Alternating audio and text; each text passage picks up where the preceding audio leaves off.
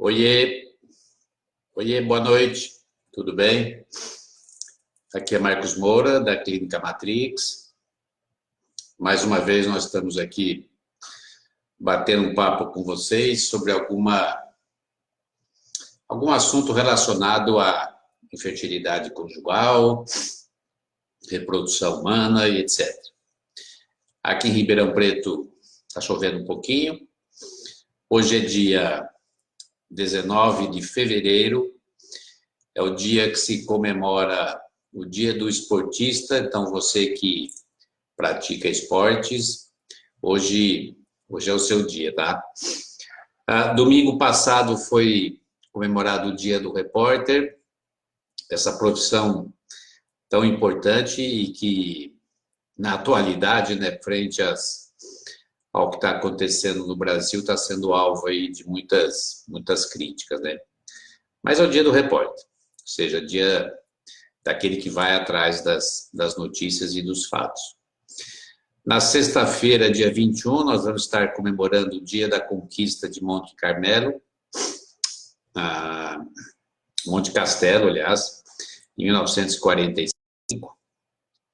E uma comemoração muito importante, agora no próximo sábado, dia 22, é o Dia do Auxiliar de Serviços Gerais. Então, esse profissional tão importante que muitas vezes passa despercebido, seja nas casas, ou seja nos escritórios, clínicas, etc. Parabéns a você que contribui bastante para a limpeza, a aparência, a comodidade, ou seja, fazendo serviços gerais, que todos nós, sem sombra de dúvida, apreciamos, não é? Muito bem, gente. Hoje nós vamos falar sobre diagnóstico genético pré-implantacional, ou diagnóstico genético embrionário. Todas as vezes que a gente faz um tratamento visando uma gestação, uma fertilização assistida, e ao final desse tratamento você tem um embrião, é lógico que o casal, os pais, eles têm essa ansiedade de saber se esse embrião, se ele é saudável. E aí, uma das coisas que muitas vezes é aventada é por que você não faz uma análise genética para saber se o seu filho realmente é saudável antes de se proceder à transferência desse embrião. Então, existem alguns aspectos relacionados a isso que nós vamos chamar a atenção. Em primeiro lugar, gente, eu vou repetir isso depois, não existe nenhum exame que comprovadamente afirme, olha, o seu filho é saudável, do ponto de vista genético ou, eventualmente, outras alterações. Eu sei que nós gostaríamos, né, de ter aí uma gotinha mágica que você pingasse no embriãozinho, se ele ficasse verde, diria, ó, esse embrião está 100%, pode transferir. Mas, infelizmente, isso não existe. O que acontece nessa fase inicial do embrião é que, originalmente, o embrião ele é, no começo, uma célula, né? Você tem lá o óvulo, depois você tem o espermatozoide, que entra nesse óvulo, e aí passa a haver a multiplicação celular. Ou seja, é uma fase em que a divisão celular, ou seja, de uma passar a 2, 4, 6, 8, 10 e assim por diante, células, ela acontece de uma forma bastante rápida.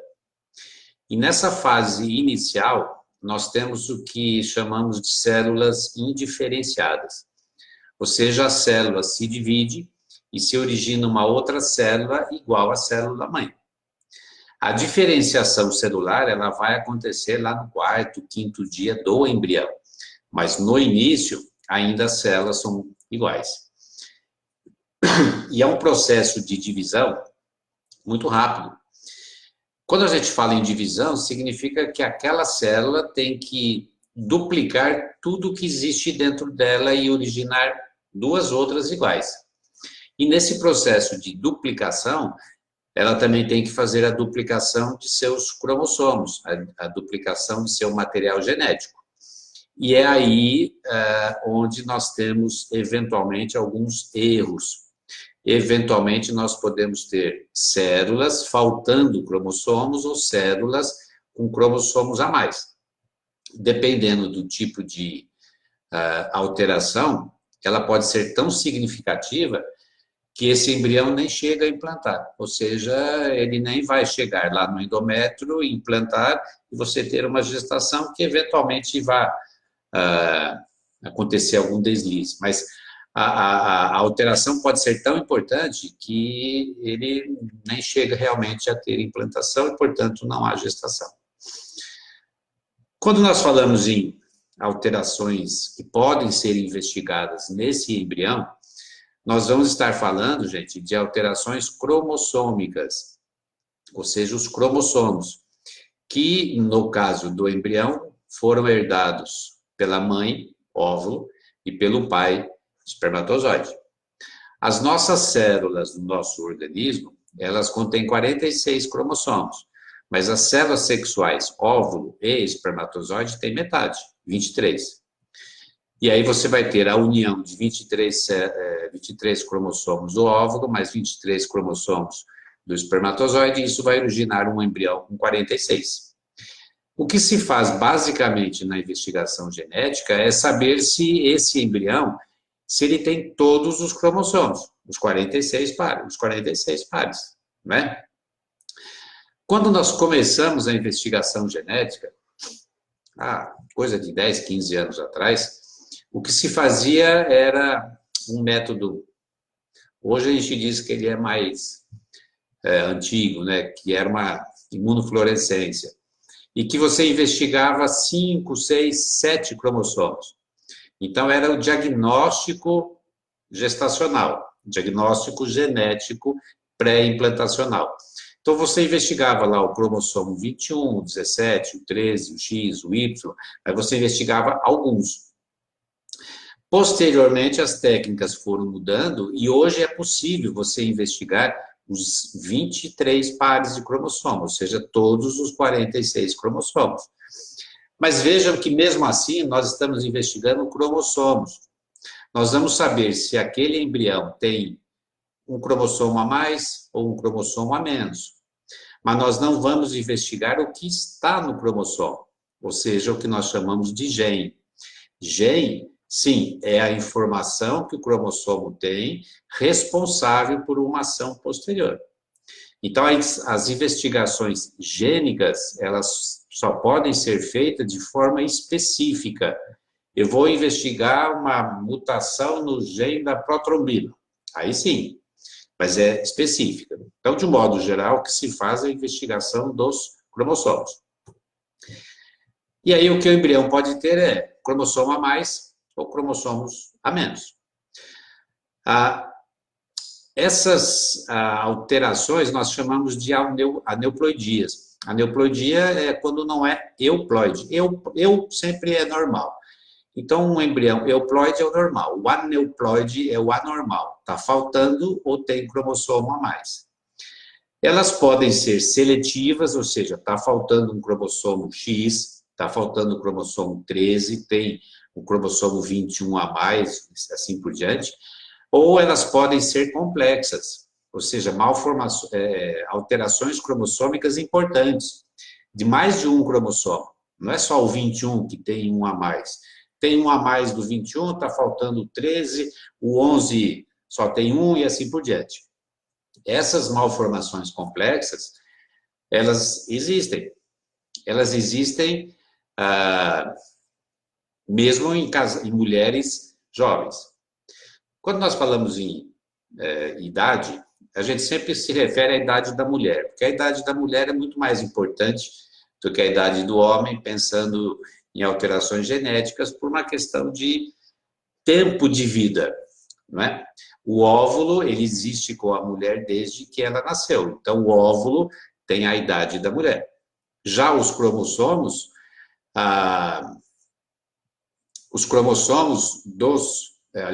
aliás, já os espermatozoides, eles são sempre jovens. Então, eles são formados todos os dias.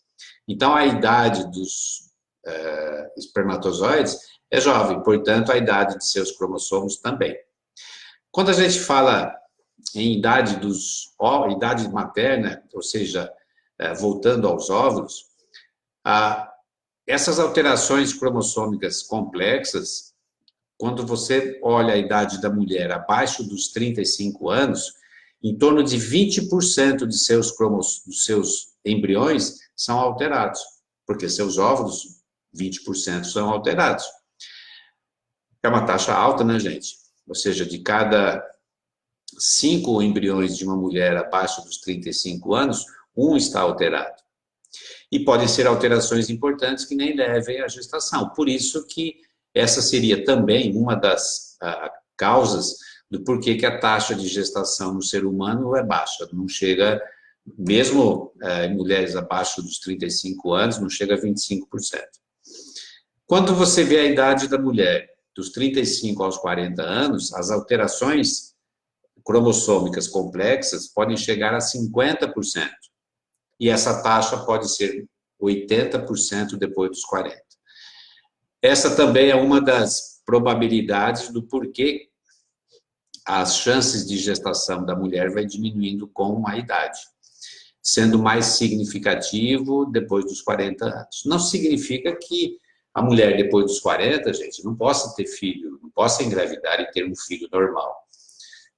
É lógico que pode. Mas somente explica o porquê que essas taxas diminuem.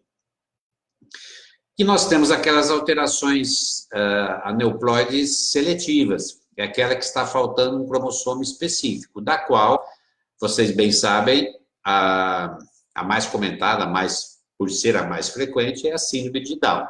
É aquela em que nós temos um cromossomo 21 a mais. Essa probabilidade de uma mulher ter um filho com síndrome de Down existe em toda a faixa etária. Mas aos 20 anos de idade, é uma gestação a cada 2.000 gestações. Quando chega aos 35 anos, já é uma a cada 400 gestações. Já aos 45 anos, é uma a cada 30 gestações. Então, vocês vejam que a probabilidade ela tem um crescimento mais lento no início, até aos 40 anos, e após os 40 anos, essa probabilidade aumenta bastante por causa da idade. A mesma coisa acontece com outras síndromes, como, por exemplo, a síndrome de Edwards, que é do cromossomo 18. Essa síndrome ela já é mais rara que Down. Até os 20 anos de idade, ou abaixo dos 20 anos, é uma a cada 20.000 gestações, e aos 45 anos é uma para cada 300 gestações. Então, vejam como é que o incremento é bem alto, né? Existem outras síndromes seletivas, como a do cromossomo 13, que é a síndrome de Patot, o XXY, que é o Klinefelter, o X0, que é o Turner, e assim por diante. Então, nós também podemos estar falando de aneuploidias seletivas, ou seja, um cromossomo específico que está faltando ou que tem a mais. Bom, quando é que eu devo fazer essa investigação genética? Quando é que o casal deve dizer, eu acho que vale a pena fazer? Primeiro, a idade. Então, a idade, principalmente a idade da mulher. Acima dos 40, 43 anos, vamos dizer assim, 42, 43 anos já é mais imperativo, vamos dizer assim, tem que fazer, porque a probabilidade de alterações é bem significativa. Além da idade, se existe história familiar de algumas alterações, malformações, alterações cromossômicas. Lógico, se o casal já teve um filho com alterações genéticas, também isso é uma indicação. Mas as indicações outras que também podem ser feitas é quando a mulher tem abortamentos de repetição. Então, a mulher já engravidou 3, 4, 5 vezes, sempre ela perde. É lógico que em caso de abortamentos de repetição, o que se sugere é que se faça uma análise genética no material fetal. Mas nem sempre isso é possível, né? Então, uma das causas de abortamento de repetição podem ser alterações cromossômicas no embrião. Então, numa próxima gestação, vale a pena investigar esse embrião, né? Uma outra indicação que é questionável é a falha de implantação, ou seja, é aquela situação que a mulher nem engravida, ela faz uma fertilização, 2, 3, 4, 5, tem embriões aparentemente normais, aparentemente de boa qualidade, mas não ocorre a gestação. Então, existem N exames que podem ser feitos para se investigar as falhas de implantação, mas um deles, sem sombra de dúvida, a análise genética. Bom, entretanto, as coisas não são assim tão simples, né? Porque mesmo quando você faz uma investigação genética no embrião, aquela investigação ela não é 100% certa. Mas não é, mas eu estou investigando cromossomos, será que eu errei? Sim, podem haver falhas. Por exemplo, você pode transferir um embrião. Um exemplo mais simples, que, digamos assim, não tem problema, né? Você transfere um embrião que a análise genética mostrou ser XX, menina, e depois você vai descobrir que na gestação é um menino. Ou seja, houve uma falha na identificação desses cromossomos. Isso pode acontecer. Além disso, existe basicamente duas maneiras de você fazer essa investigação genética. Uma é você retirando uma célula do embrião, uma não. Se possível, quando você faz isso na fase de blastocisto, você retira mais células. Você retirar mais células desse embrião e você fazer análise genética. E essa análise genética, por exemplo, mostrar que aquele embrião ele não é um embrião 100%, ele tem alterações que nós chamamos de mosaico, ou seja, tem algumas células normais e tem algumas anormais. E aí você fala, ó, eu não vou transferir. Esse embrião eu vou descartar. Pois é, gente, já teve profissional que transferiu embrião mosaico, porque a alegação era, é o único que eu tenho, eu tenho 5 embriões e os 5 são mosaico. Então eu vou transferir. E a mulher engravidar e ter filho normal. Ou seja, aquela biópsia que foi feita, será que ela errou? Será que houve também, mas você errar assim, uma quantidade de célula maior, pode ser. Mas existe uma outra probabilidade que a gente tem que levar em consideração, que é o poder de regeneração do embrião. Quando o embrião está se dividindo e ele descobre, vamos imaginar que o embrião pensa, ele descobre, opa, essa célula aqui é uma célula ruim, eu vou jogar ela fora. Então, eu vou jogar ela para a periferia para depois ela desaparecer. E é essa célula da periferia que nós estamos biopsiando. Então, nós podemos estar fazendo uma biópsia do lixo celular daquele embrião. Mas o embrião em si, ele tem um potencial de se desenvolver legal.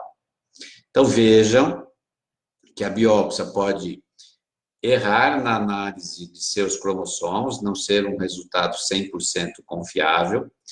Ela pode estar dando um laudo de que o embrião é anormal, porque a análise genética mostrou um mosaico, mas ele ser normal.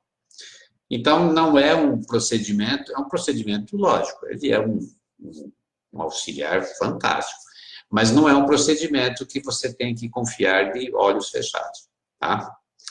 Outro detalhe importante é que você muitas vezes faz uma análise genética e isso te dá uma expectativa muito boa. Bom, eu tenho um embrião normal, isso vai aumentar as minhas chances de gestação.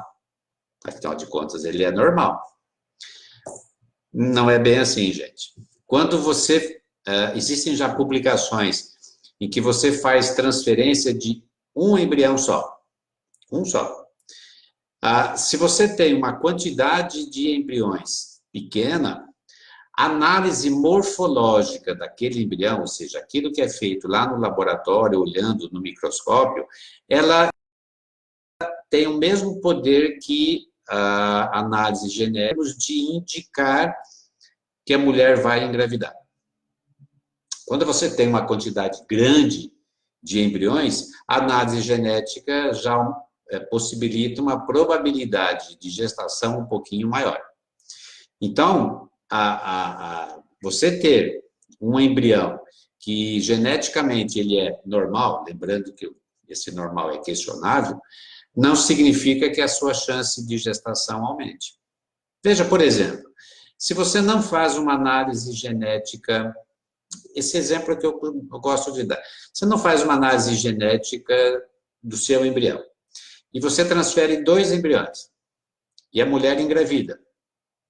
A chance dela ter gestação única é de 80%. Então, em 80%, você transferiu 2 embriões, mas somente um implantou. Se você tivesse feito a análise genética desse embrião, provavelmente nesses 80% dos casos, você teria identificado qual embrião é o alterado e teria transferido ele, e a mulher teria engravidado do mesmo jeito. Não é verdade? É lógico que quando você tem uma quantidade de embriões maior, e eles, daqueles embriões, você tem um só normal, você pode transferir um embrião só, com uma taxa de gestação semelhante a você transferir 3 ou 4. Tá certo? O que a análise genética pode nos ajudar é não transferir.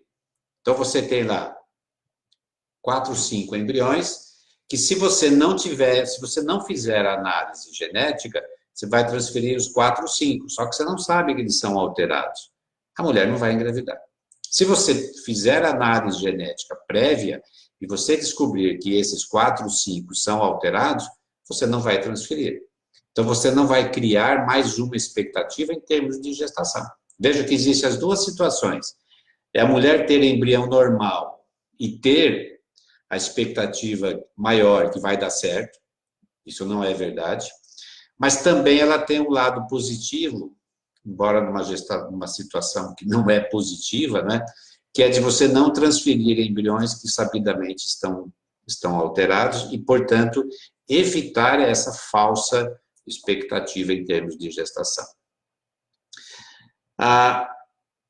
Eu falei que existem 2 técnicas para você fazer a análise genética do embrião.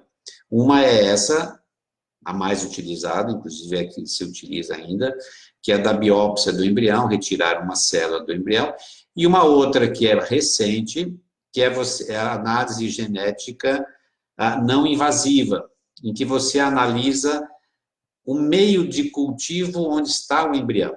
Durante o desenvolvimento desse embrião, ele também elimina para o exterior, para o meio onde ele está, a parte líquida da plaquinha, os seus cromossomos. E aí você pode fazer análise desse embrião sem a biópsia.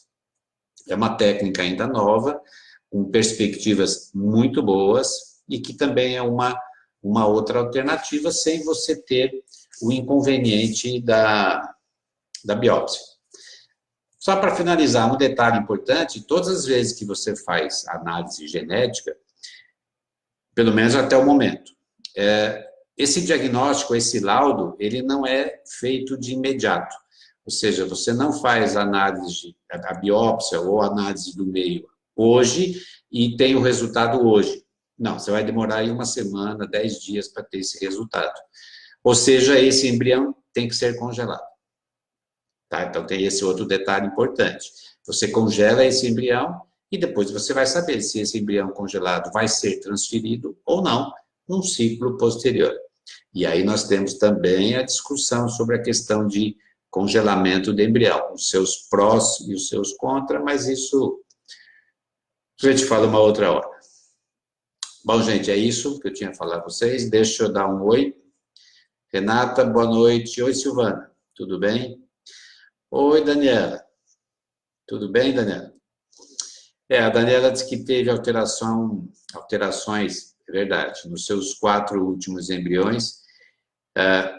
E isso foi a notícia mais triste que você recebeu. Eu sei, Daniela, você tem Você tem um filho, isso já é motivo de bastante alegria, não é? Mas eu sei também que você ter um resultado desse não é fácil. Então, essa investigação genética tem esses inconvenientes, que é você saber que aquele seu embrião não é legal. Ou como diz a Daniela aqui, que a mulher tem prazo de validade mesmo. Não vamos ser assim tão rude com as mulheres, né, Daniela?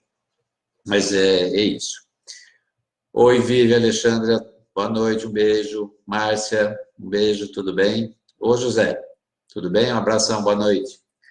Pati, boa noite. Boa noite, Márcia. Andréia, boa noite. Boa noite, Gildo. Gildo, a Valdirene, tudo bem? Oi, Lenita, tudo bem? Um beijo, bem. Bom, gente, é isso. As dúvidas que vocês tenham, que eventualmente eu não consegui sanar, vocês podem perguntar que eu respondo a vocês depois. Não, Daniela, não tem gratidão, não, Daniela. Gratidão é ter uma paciente como você, Daniela. Você faz a gente querer continuar fazendo o que a gente faz. Porque a alegria que você sente, você pode ter certeza que não só eu, mas todos nós aqui também sentimos. Te amo, Daniela. Um beijo, menina. Um beijo para você, seu marido, seu filho lindo, tá? Gente, é isso que eu tinha a falar a vocês. Um grande beijo. Tchau, meninas. Foi um prazer estar aqui com vocês. Aproveitem o carnaval com responsabilidade, mas descansem e divirtam, tá? Um beijo para todos vocês.